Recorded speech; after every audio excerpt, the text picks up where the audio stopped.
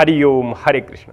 आज का हमारा विषय है कि एक ब्रह्मचारी के लिए वीर बजरंगबली हनुमान के व्रत रखना, उपवास रखना कितना लाभकारी है, कितना महत्वपूर्ण है। वास्तव में हमारे देश में बड़े बड़े पहलवान हुए हैं जो ताकत का पर्याय बनकर के दुनिया के सामने आए हैं और विश्व में भारतवर्ष के नाम का डंका बजाया है। बड़े बड़े पहलवान हुए हैं।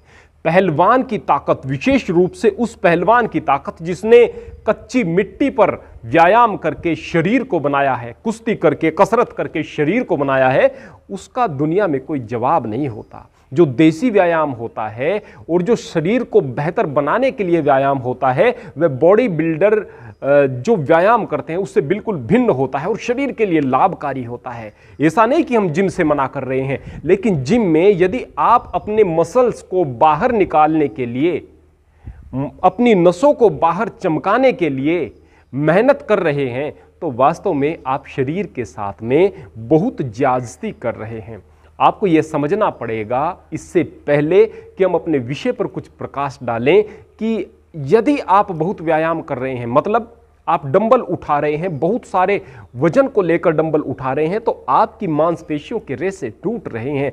टूटेंगे तो शुरुआती दौर में दर्द होगा। अब वो जो रेशे इस प्रकार से टूट करके अलग हो रहे हैं, वो ऐसे नहीं जुड़ते। एक नया रेशा मिल करके उन दोनों रेशों को जोड़ देता है, निकल करके जोड़ देता है। अब ये जो दो सिरे बच गए हैं, इसकी शरीर में एक गिरह बन जाती है, गांठ बन जाती है। बहुत सारी इस तरह की गांठें जब शरीर में बन जाती हैं, हमें लगता है कि देखो कितना मस्कुलर बॉडी है।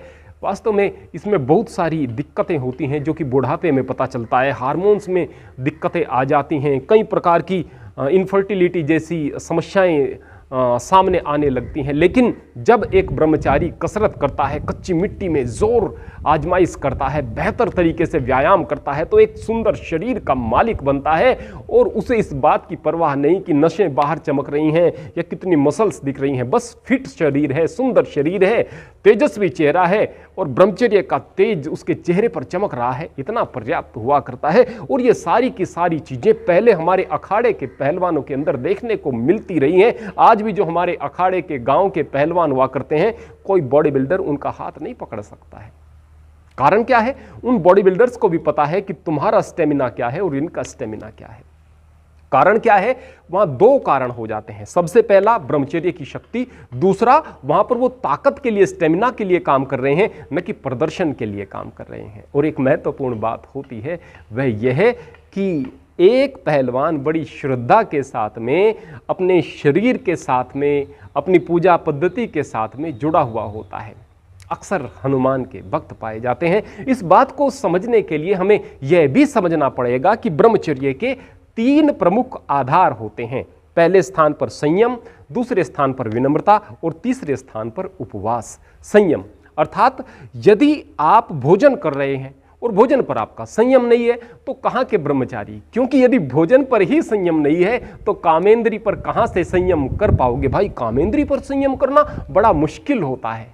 तो संयम की आदत डालनी पड़ती है। संयम, भोजन पर संयम हो, वाणी पर संयम हो, आंखों पर संयम हो, कानों पर संयम हो, अपनी समस्त इंद्रियों पर संयम रखना। यदि आप इस आदत को अपनी मजबूत बना लेंगे, यकीन मानिए आप ब्रह्मचर्य में भी दृढ़ हो जाएंगे। और जब हर स्थान पर आप संयम रहित जीवन जी रहे हैं, असंयमित जीवन जी रहे हैं, तो आप ब्रह्मचर्य का पालन भी क्या कर पाएंगे?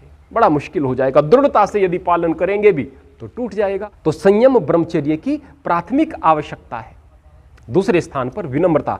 यदि आपके अंदर बहुत सारा अहंकार है, घमंड है, अहंकार है, तो भी एक तरह से आप असंयमी हैं, अहंकारी हैं, तो किसी भी प्रकार से आप ब्रह्मचारी नहीं हो सकते। ब्रह्मचर्य का मतलब है ब्रह्म से जुड़ना, ब्रह्म में आपकी चर्या हो जाना, ब्रह्म जैसी आपकी चर्या हो जाना। तो भई आप कहां से ब्रह्मचारी हो जाएंगे यदि मैं पर आप टिके हुए हैं? एक विनम्र व्यक्ति का सबसे पहले अहंकार चला जाता है। एक प्यारी बच्ची ने मुझसे प्रश्न किया, गुरुजी पता कैसे चलेगा कि मुझ में अहंकार नहीं है? जबकि दूसरे लोगों को लगता है कि मुझ में अहंकार है, मुझे लगता है मेरे अंदर अहंकार शून्यता है। सीधी सी बात है, जब कोई आपकी तारीफ बहुत ज्यादा करे और आपको खुशी ना हो, आप बावले ना हो जाएं खुशी से, तो समझो आप अहंकारी नहीं हो। और आपको कितना भी बुरा शब्द कोई कहे, कितना भी बुरा आपके लिए कोई करे, आपके मन में उसके प्रति कोई द्वेष भावना नहीं चल रही हो, वो चीजें, वो बाहर की चीजें आपको प्रभावित नहीं कर रही हो, तो समझो आप में अहंकार नहीं है। क्योंकि जब कोई व्यक्ति आपको बुरा कह रहा है, आपको अपमानित कर रहा है, तो आपके शरीर को चोट नहीं लग रही, उस मैं को, उस अहंकार को चोट लग रही है। जब अहंकार ही नहीं तो किस चीज को चोट लगेगी? तो विनम्रता ब्रह्मचर्य का दूसरा आधार हुआ करता है। और फिर एक महत्वपूर्ण आधार के विषय में बात करूं, उपवास। उपवास के विषय में मैं सुबह से शाम तक बोलूं और फिर पूरी रात, फिर पूरे अगले दिन, तो भी कम शब्द पड़ जाएं। उपवास इतना महत्वपूर्ण है। लेकिन यहां पर मैं ब्रह्मचर्य से रिलेटेड कुछ चीजें आपको बताना चाहता हूं। उपवास के तो बहुत सारे फायदे हैं। जिस प्रकार हमारे देश के अंदर एकादशी, हमारी संस्कृति में एकादशी के व्रत का विधान हुआ करता है। 15 दिन लग जाते हैं कैंसर सेल्स को शरीर में एक जगह इकट्ठा होने में।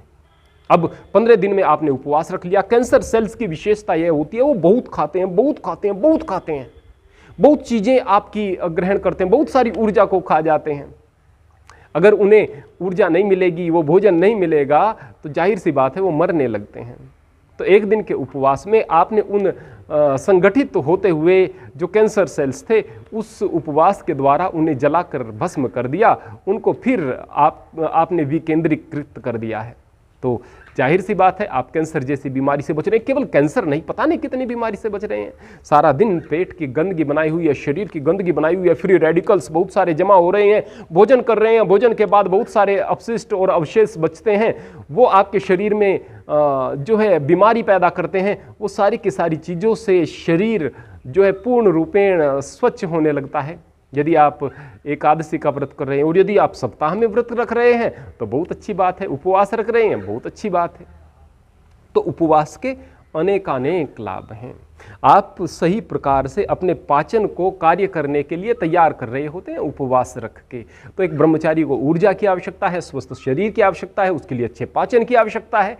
तो शरीर में रोग नहीं होंगे, पाचन अच्छा होगा, तो ब्रह्मचर्य में आपको सहायता मिलेगी। लेकिन एक बात विशेष रूप से ध्यान में रखनी है कि उपवास का एक मुख्य कारण यह भी होता है कि यदि आप ऐसे ही पेट भरा हुआ है, शरीर में विभिन्न प्रकार के विकार हैं, कई प्रकार की गंदगी है, तो विचारों में वितामसिकता और गंदगी फैली रहेगी। और ऐसे में आप परमात्मा का नाम लेंगे, भगवान का नाम लेंगे, अपने किसी इष्ट का नाम लेंगे, आप उससे नहीं जुड़ पाते। लेकिन यदि आप उपवास किए हुए हैं और आपने उपवास का अभ्यास कर लिया है, अब अभ्यास से उपवास आप कर रहे हैं तो आपको तकलीफ भी नहीं हो रही। ऐसे में यदि आप अपने इष्ट से जुड़ रहे हैं तो जाहिर सी बात है आप आसानी से जुड़ सकते हैं, क्योंकि विकार नहीं है। अब इष्ट कैसा होगा? ब्रह्मचारियों के लिए इष्ट कौन होगा? जो कि आपके लिए एक उदाहरण हो, एक आदर्श हो। अब हनुमान से बढ़कर आपको ब्रह्मचर्य का उदाहरण क्या मिलेगा?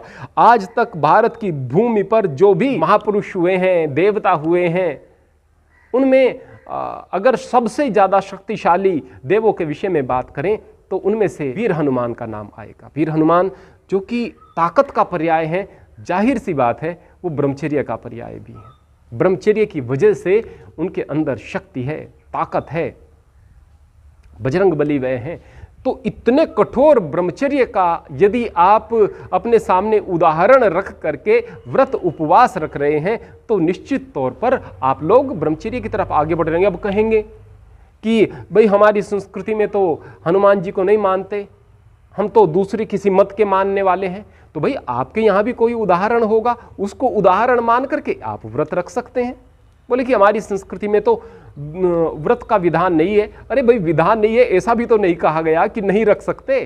तो आप रख करके देखिएगा, आपको लाभ मिलेगा। आप 1000 चीज़ों को सहन करने की अपने अंदर क्षमता को पैदा कीजिएगा, क्रोध से बचने की आप अपने अंदर आदत डालिएगा, आपको लाभ मिलेगा। और यदि आपके पास अवसर है कि आप वीर बजरंगबली हनुमान को आदर्श मान सकते हैं, जो कि भक्ति का पर्याय है, जो कि शक्ति का पर्याय है, जो ताकत का पर्याय है, जो विद्वता का पर्याय है, जो ज्ञान का पर्याय है, जो ब्रह्मचर्य का पर्याय है, तो निश्चित तौर पर आपको उनके जैसा बनने की प्रेरणा मिलेगी। आपके अंदर से ही आशीर्वाद प्रकट होने लगेंगे, आपको भगवान का आशीर्वाद प्राप्त होना शुरू हो जाएगा, परमेश्वर का आशीर्वाद प्राप्त होना शुरू हो जाएगा। जिसमें संयम है, विनम्रता है, जो उपवास रख रहा है, तो परमात्मा की कृपा तो उस पर होगी ही।